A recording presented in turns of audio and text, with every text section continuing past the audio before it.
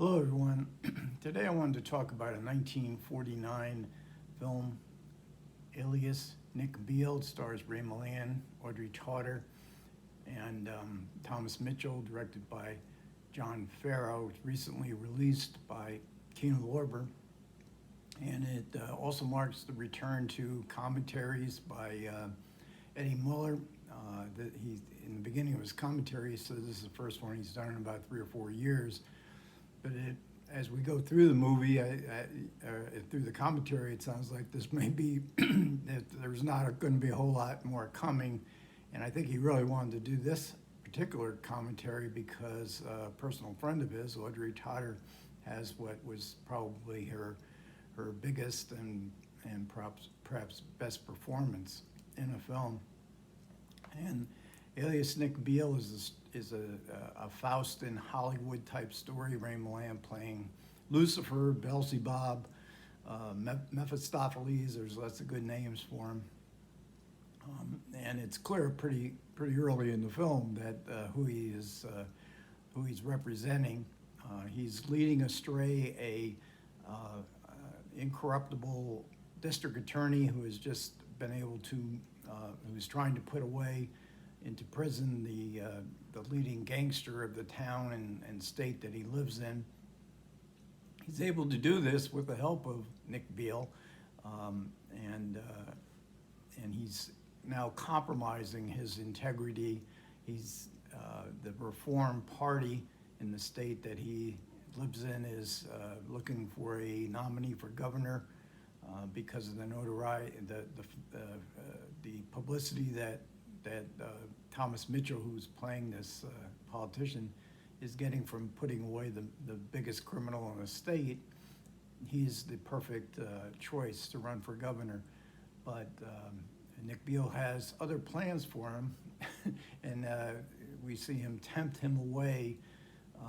He's with all the good things he'll be able to do if you just compromise some of your integrity away, which Thomas Mitchell unfortunately does. And then Nick Beal finds Audrey Totter in a tawdry bar in a foggy setting. He tempts her. She's totally down on her luck. He tempts her to be Thomas Mitchell's temptation to his happy marriage. So he's out to corrupt Thomas Mitchell, and Mitchell's up against a big city political machine. In the late 1940s, just about every big city in the United States plus every state had a political machine that was corrupt, and they would buy votes, and democracy was under threat. And I think often thought of as how can we have democracy when people are so corrupt, and it was a worry. And big city machines are out of date, but our worries for democracy today are still there, but of a different sort.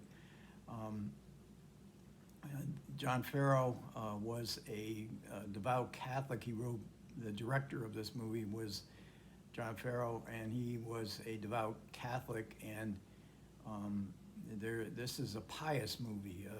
For instance, we have George McCready, who always played a gangster or a bad man of some sort, and John Farrow was good friends with them, and McCready was in quite a few of Farrow's films, and he promised them a good part. So here he represents the Bible. He's playing a reverend, runs a boys' club, and a man of goodness, and also Thomas Mitchell's wife is also sort of an angelic presence, as Eddie Muller says in the film, in the commentary of the film. And then we have Audrey Totter, and she is really superb in this. And I think Eddie Muller, who was a good friend of her in the latter part of Audrey Totter's life, goes a bit overboard perhaps in brilliant scene, maybe 20 different times. There's a brilliant moment for her, but she is amazing as she transforms herself from what is clearly a prostitute working in bars, dives, and he gives her great wealth, but you've got to insinuate yourself into this good man's life. And she goes through, just as Thomas Mitchell does, she goes through a real crisis of conscience. So we have these religious symbols. We have a lot of art symbols in the movie. In Audrey Totter's apartment, there's this giant mural, and I'm not sure what it was. It looks like something out of Salvatore Dali, but it's prominently placed in the movie in various very significant scenes.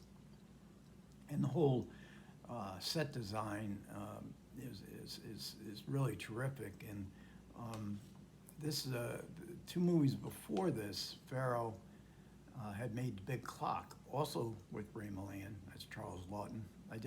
I saw this recently and did a video on it, and it really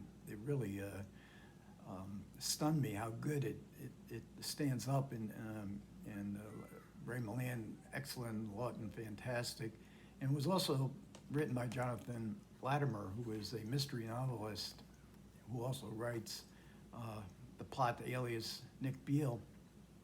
And he really keeps, in both films, he really keeps the action going along. And he never, for instance, Ray Milland as the devil, he never writes him in a way that he is sort of supernatural. He seems like a very, very down-to-earth kind of conjurer of evil. We get a whole lot of other really excellent supporting roles. And the film is also, I gotta mention the cinematographer, Lionel Linden, which is a name I didn't recognize, but he evidently did quite a few. He even won an Academy Award, I think, for Around the World in 80 Days. And so I've mentioned George McCready.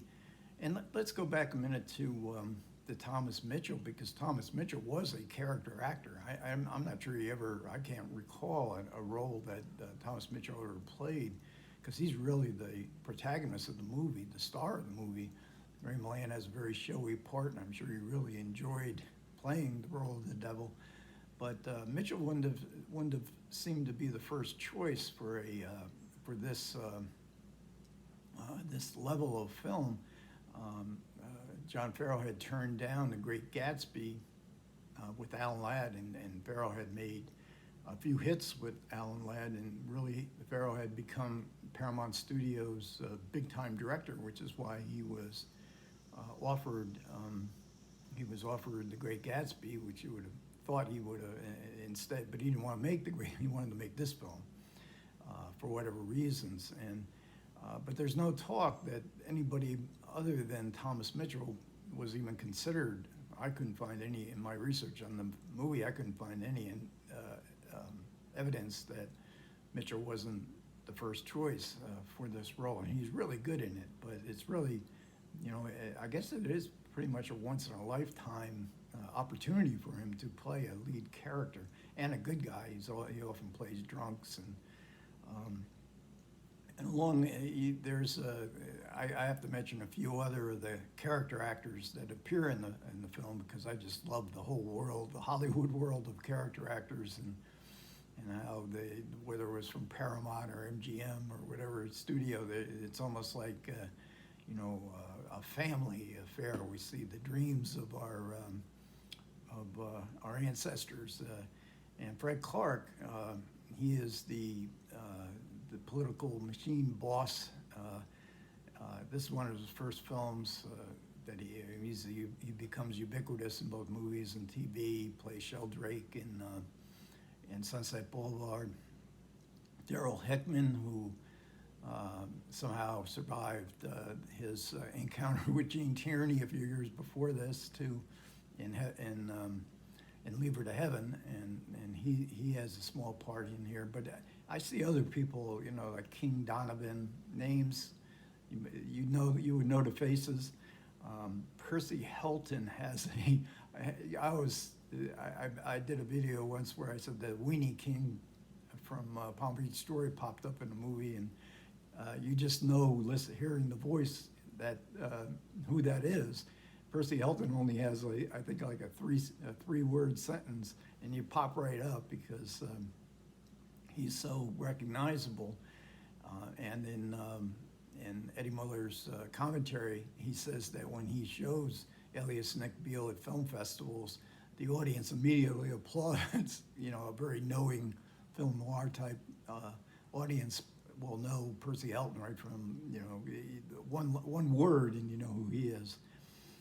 And then, as far as